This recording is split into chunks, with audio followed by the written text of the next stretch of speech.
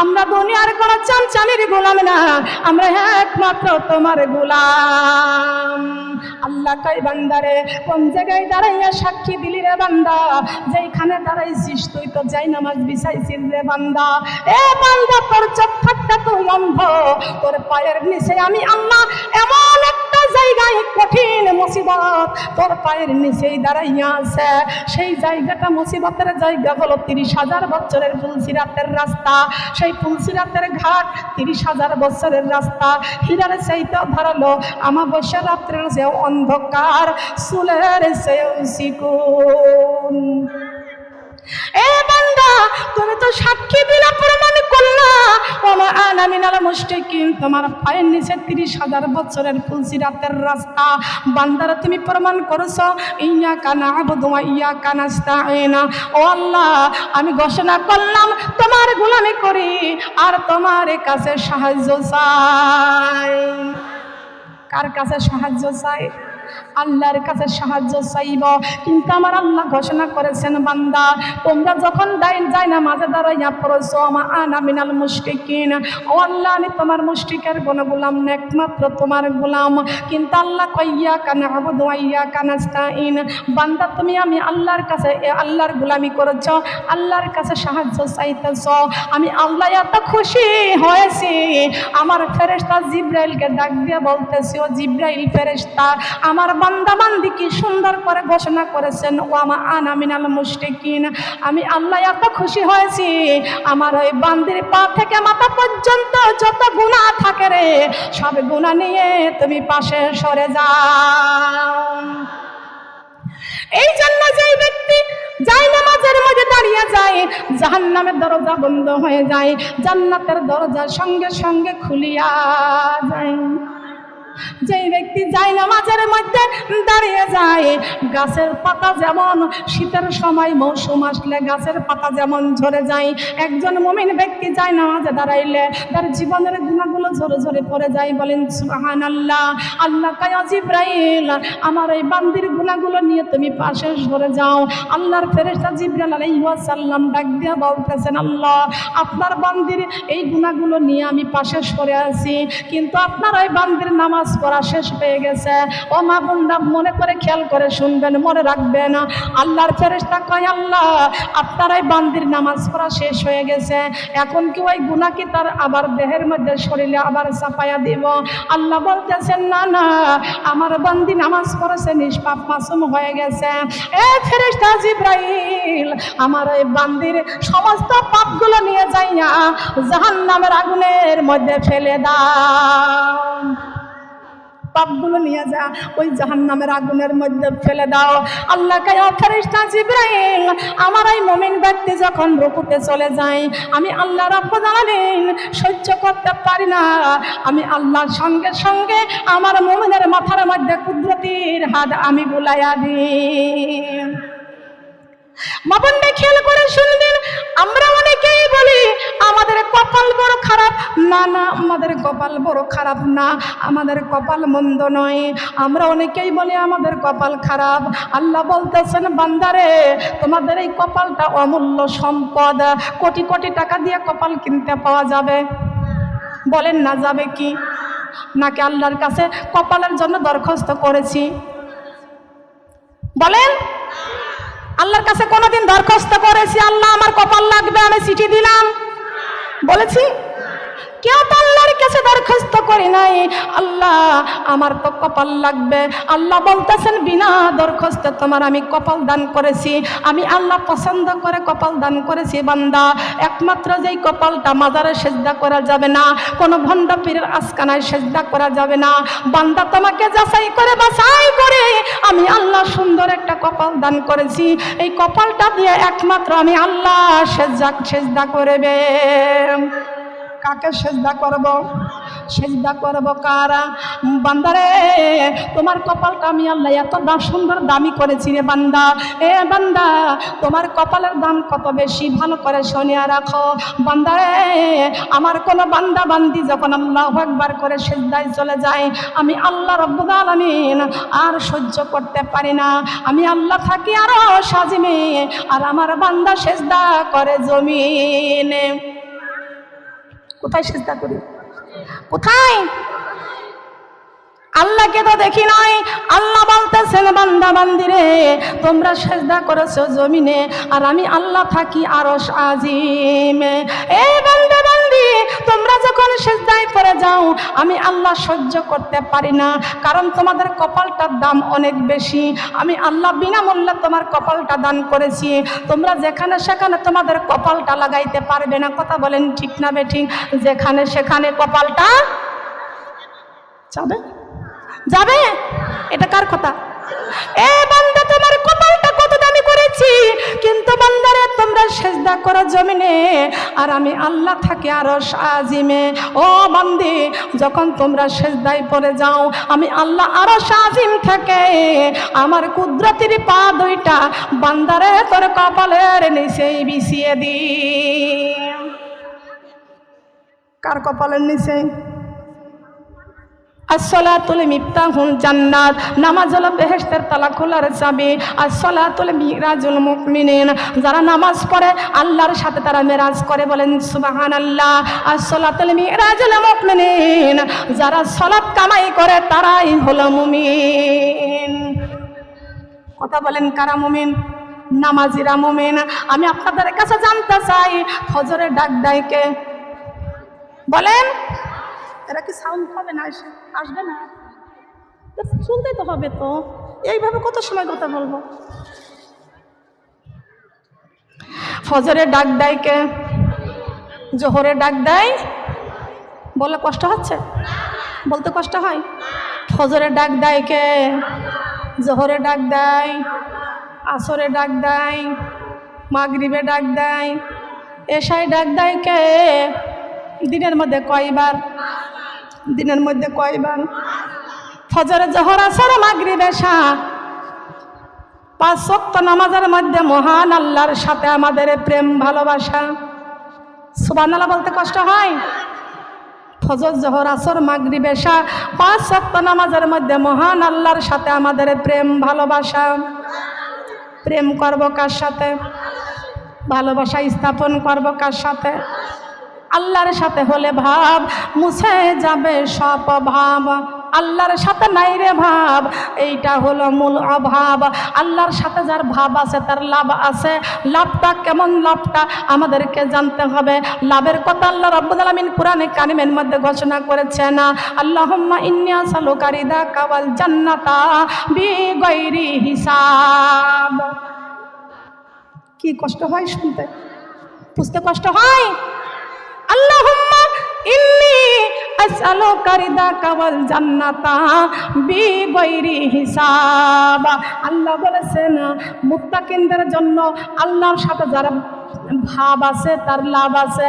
তার লাভটা হলো বিনা হিসাবে জান্নাতের 8টি দরজা খুলে দেওয়া হবে, কোনো হিসাব নাই। আমরা খুশি না বেজার? তাহলে আল্লাহর প্রতি ভালোবাসা আমাদের অন্তরে বেশি না কম? কথা বলেন বেশি না কম?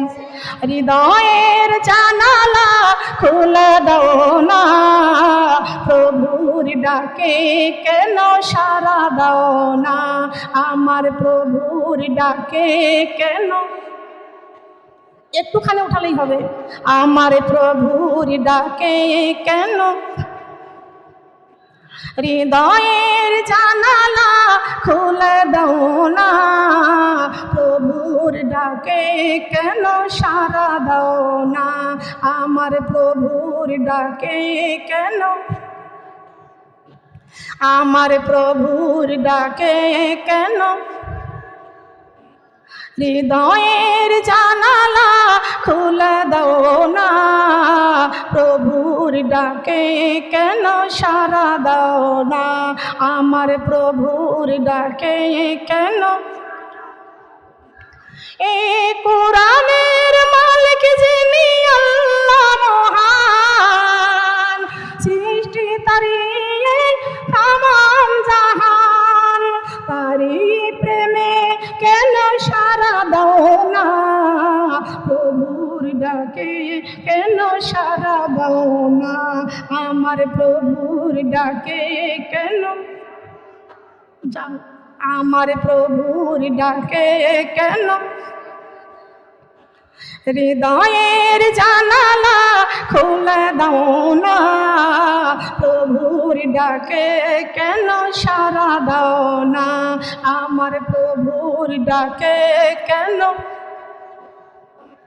এই জমিনের মালিক যিনি আল্লাহ মহান, সৃষ্টি তারি এই নিখিল জাহান, তারি প্রেমে কেন সাড়া দাও না, প্রভুর প্রেমে কেন সাড়া দাও না, আমার প্রভুর প্রেমে কেন, আমার প্রভুর ডাকে কেন সাড়া দাও না। আল্লাহু আকবার বলেন। কষ্ট লাগছে, খারাপ লাগছে, পিপাসা লাগছে, একটু জিকির করি আল্লাহু আল্লাহ আল্লাহু আল্লাহ। মিষ্টি দিচ্ছে গো, সামনে মিষ্টি দিচ্ছে না, হালকা হালকা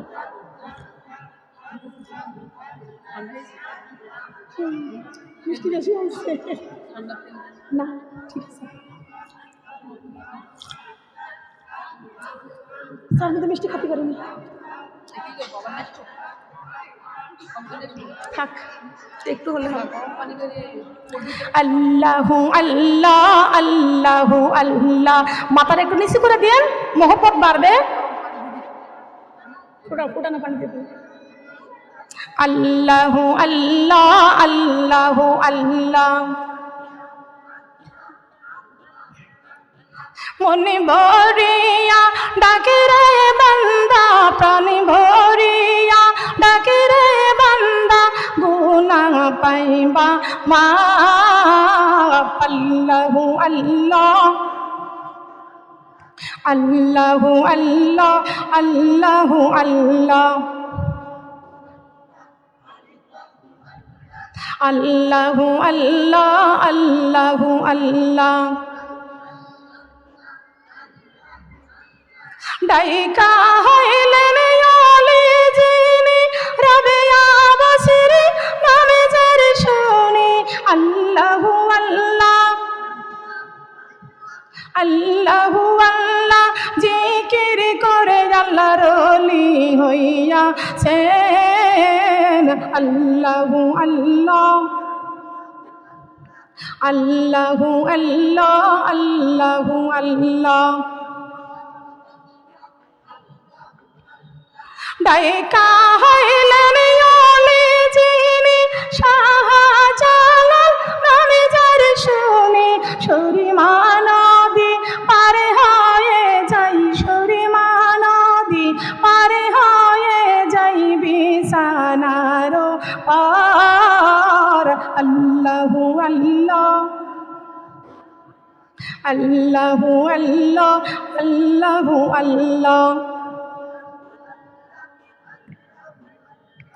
আল্লাহু আল্লাহ আল্লাহু আল্লাহ।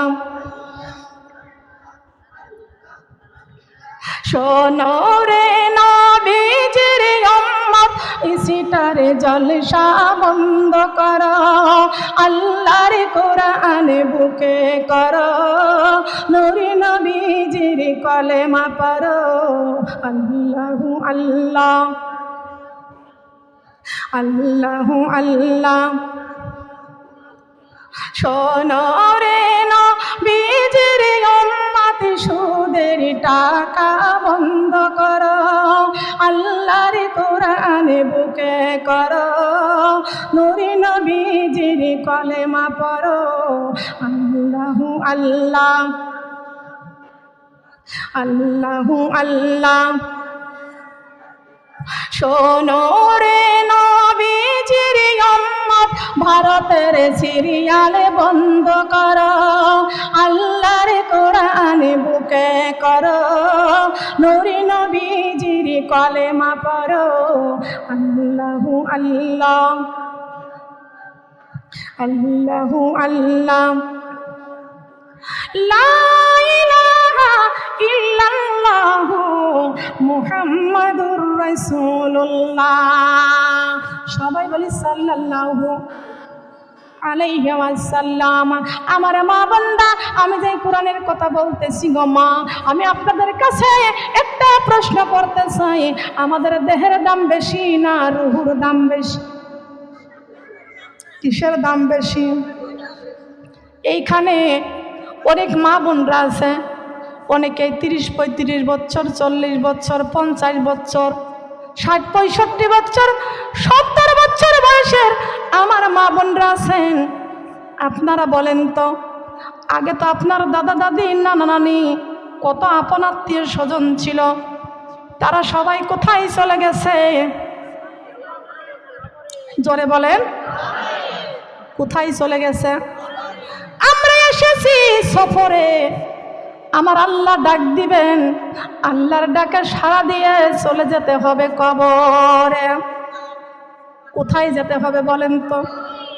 কবরে যেতে হবে, কি হবে না? তবে আমার মা বোনরা, অনেকেরই গান থাকে, বলার থাকে, দুনিয়াটা মস্ত বড়, খাও দাও ফুর্তি করো, আগামীকাল বাঁচবো কিনা বলতে পারো। ও মা বোনেরা, এই জায়গার থেকে আজকে শিক্ষা নিতে হবে। আমি আপনাদের কাছে জানতে চাই, আপনাদের কার কার দাদা দাদি, নানা নানি, মা বাবা অন্ধকার কবরে চলে গেছে?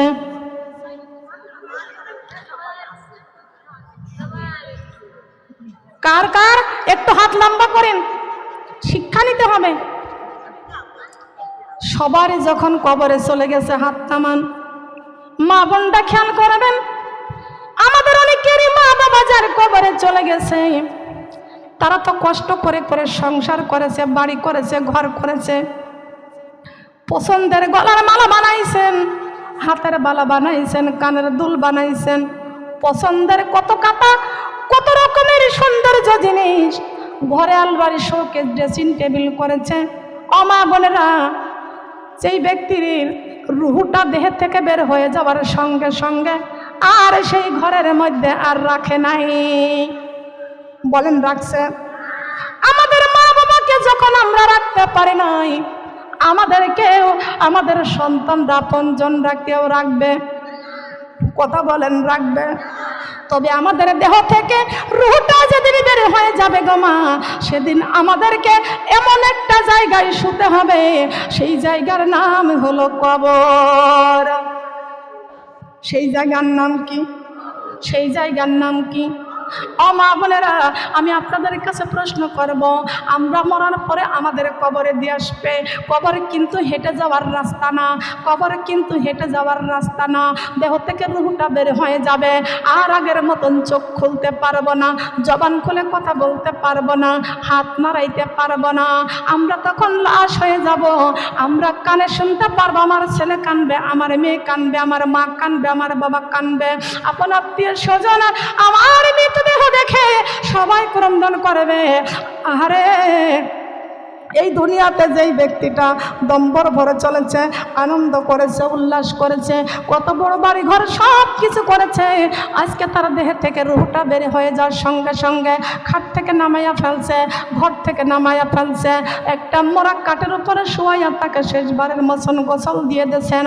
আমার মা বোনরা, ওই মুর্দা ব্যক্তি চিৎকার দিয়ে কানবে। আল্লাহর কসম, কোরআন হাতে করে বলে গেলাম, মুর্দা ব্যক্তি চিৎকার দিয়ে কানবে, তার জিন্দা কেউ সেই কান্না শুনতে পারবে না। পারবে? কথা বলেন, পারবে? আমরা মৃত্যুকে পছন্দ করি কারা কারা? মৃত্যুকে পছন্দ করি কারা কারা? না, কেউ মৃত্যুকে পছন্দ করি না। আপনার হাত তুলেছেন, বিশ্বাস হয় না। হবে? মৃত্যুকে ভালোবাসি? বলেন ভালোবাসেন? মৃত্যুকে ভালোবাসেন না?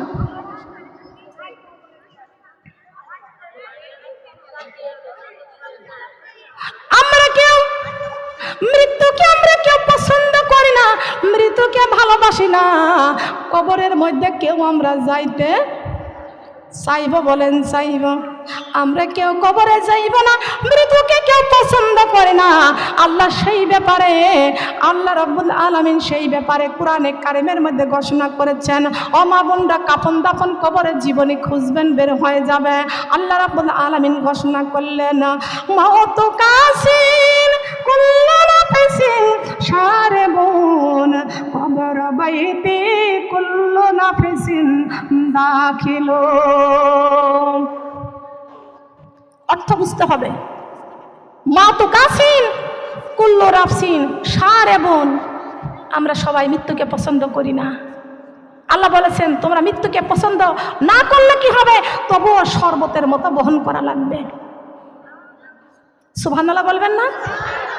আমরা কেউ মৃত্যুকে পছন্দ করি না, তবুও আল্লাহ বলেছেন কুল্লু নাফসিন শারিবুন, তবুও তোমাদেরকে পছন্দ না করলে কি হবে, শরবতের মতো বহন করা লাগবে। বলেন সুবহানাল্লাহ। এই দুনিয়ার মানুষ তোমরা কেউ কবরে যাইতে চাও না, তবুও তোমাদেরকে কুল্লু নাফসিন দাখিলু, কবরের মধ্যে তোমাদেরকে শামিল করে দিয়ে আসবে, তোমাদের কবরের মধ্যে রেখে আসবে। কিন্তু ওই কবরের মধ্যে তোমাদেরকে রেখে আসবে, এত জোরে চিৎকার দিয়ে কানবে, মুর্দার কান্নার চোটে কবরের মাটি ফেটে যাবে, কিন্তু এই মুর্দার কান্না তার জিন্দারা কেউ শুনতে পারবে না। বলেন পারবে কি? পারবে। মৌত কাসিন কুল্লু নাফসিন শারিবুন কবর বাইতি কুল্লু নাফসিন দাখিলু। আজ না হয় কাল তুমি যাই কবরে, যাওয়ার সময় দেখবে চেয়ে গো তোমার সবই রইবে পরে, যাওয়ার সময় বলেন তোমার সবই রইবে পরে, যাওয়ার সময় থেকে বেঁচে গো। আজ না হয় কাল তুমি যাই কবরে, যাওয়ার সময় দেখবে চেয়ে গো তোমার সবই রইবে পরে, যাওয়ার সময়। দাদা গেল নানা গেল কেউ এলো না ফিরে, সবার যাইতে হবে গো মাগো অন্ধকার কবরে, সবার যাইতে হবে গো মাগো অন্ধকার কবরে। আমার মা গেল বাবা গেল কেউ এলো না ফিরে, আমাকেও যাইতে হবে গো মাগো অন্ধকার কবরে, আমাকেও মাগো অন্ধকার কবরে, আমাকেও যাইতে হবে গো। আজ না হয় কাল তুমি যাইবা কবরে, যাওয়ার সময় দেখবে চেয়ে গো তোমার সবই রইবে পরে, যাওয়ার সময়। এই দুনিয়ার বাড়ি গাড়ি থাকবে দুনিয়াতে, কোরআন বুকে করে যাব গো মাগো অন্ধকার কবরে, কোরআন বুকে করে যাব গো মাগো অন্ধকার কবরে। এই দুনিয়ার বাহাদুরি থাকবে দুনিয়াতে, আসামি হইয়া যাব গো মাগো অন্ধকার কবরে, আসামি হইয়া যাব গো মাগো অন্ধকার কবরে। কি হয়ে যাব? কয় বান্ধনের আসামি? কারা কারা? কারা কারা? আমরা সবাই 3 বান্ধনের আসামি। কয় বান্ধনের আসামি? তামান কষ্ট লাগছে? এখান থেকে বুঝতে হবে না আমাদের 3 বান্ধনের আসামি হয়ে কবরে যেতে হবে। এখানে এমপির মা থাকেন আর মন্ত্রীর মা থাকেন, আর শেখ হাসিনার মা থাকেন আর খালেদা জিয়ার মা থাকেন। কয় বান্ধনের আসামি? যে যত বাহাদুরি করেছে, কোরআন বিরোধী করেছে, ইসলাম বিরোধী করেছে, মসজিদ মাদ্রাসায় তালা লাগাইছে, একেবারে আসামি হয়ে কবরে যাওয়া লাগছে। কথা বলেন ঠিক কিনা? লাগে কি লাগে না? যত বড় বক্তা হোক না কেন, আলেম ওলামাই হোক না কেন, ওলিয়া আউলিয়া গাউস কুতুব সবাই কিন্তু আসামি হয়ে কবরে গেছে। কথা বলেন ঠিক কিনা?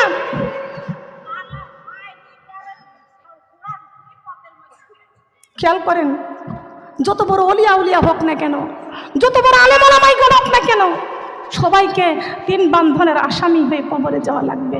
কথা বলেন ঠিক না বেঠি? তার কারণ আমরা 3 বান্ধনের আসামি। আমরা কি 3 বান্ধনের আসামি? কোথায় টাকা পয়সা, বাড়ি গাড়ি, দালান কোঠা, আপনার পরিচয় কবরে চলবে? কথা বলেন চলবে? কয় ভরি স্বর্ণের মালিক আছেন আপনি? কয় বিঘা জমির মালিক আপনি আছেন? কত টাকার মালিক আপনি আছেন? আপনার কয় রকমের জোর শক্তি আছে, ক্ষমতা কত বেশি আছে? কবরের মধ্যে কোনো ক্ষমতা চলবে না।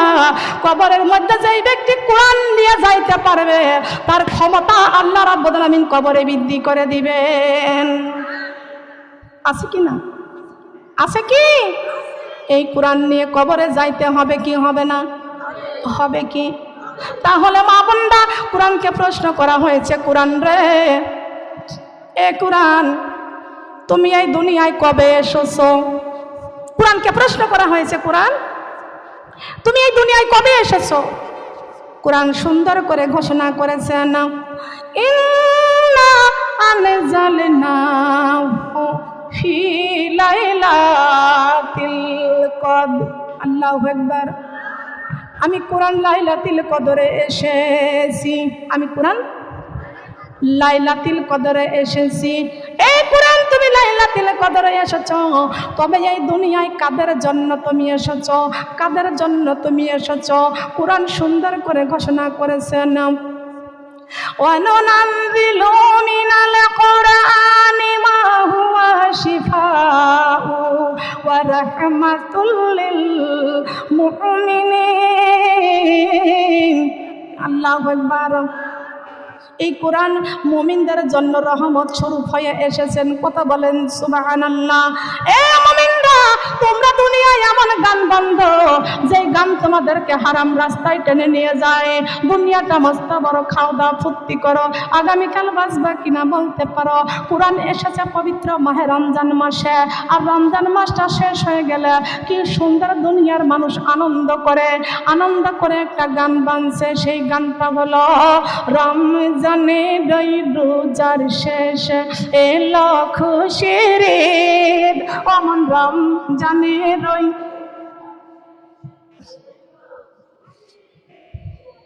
খুশির ঈদ। কিসের ঈদ? খুশির ঈদ। এই ঈদ পালন করতে যাই না মুসলমানের মেয়েরা খুশির জিন্সের প্যান্ট কেনে। আছে না? এই নাউজুবিল্লাহ সবাই বলে নাই? বলেন তো, মেয়েদেরকে জিন্সের প্যান্ট পরা হারাম না হালাল? হাই হাই, আমি গত এই 24 তারিখে আমি কুমিল্লায় মাহফিল করে আসলাম।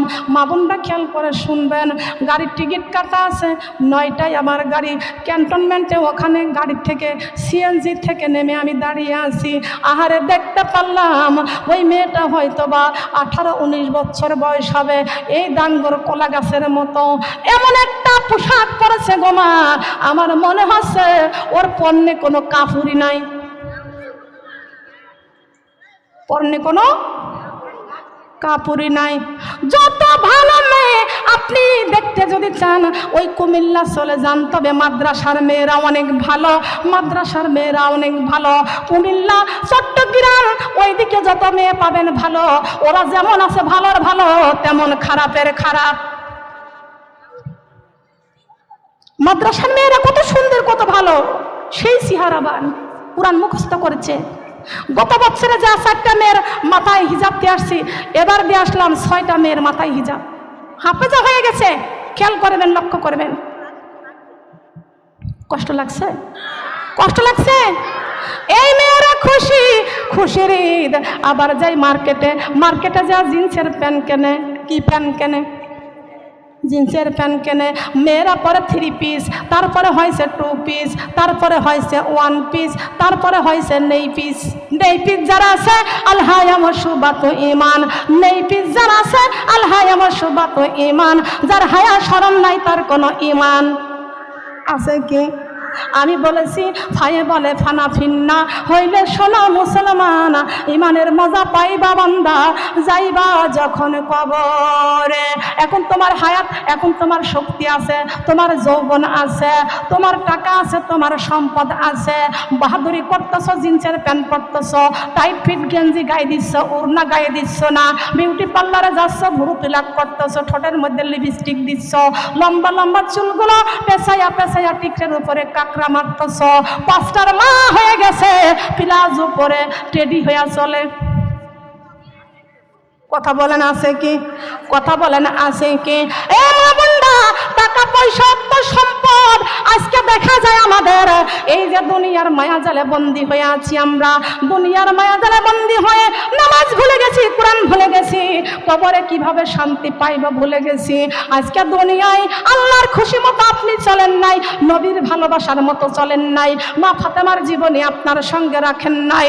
আজকে দেখা যায় ওই ব্যক্তি মরিয়া গেছে, ওই ব্যক্তি দেখেন কোন মেয়েটা কোরআন তেলাওয়াত করতে বসে, নামটা কিন্তু আমেনা বেগম। আমেনা বেগম মারা গেছে, কোনোদিন পর্দা করে নাই, নামাজ পড়ে নাই, বিউটি পার্লারে গেছে, বেহায়ার মতো চলাফেরা করেছে, আলেমদের কথা শুনে নাই। আজকে আমেনা বেগম মারা গেছে, আলেমা সকিনা বেগমকে ডেকে আনে দোয়ার অনুষ্ঠান করায়া দাও।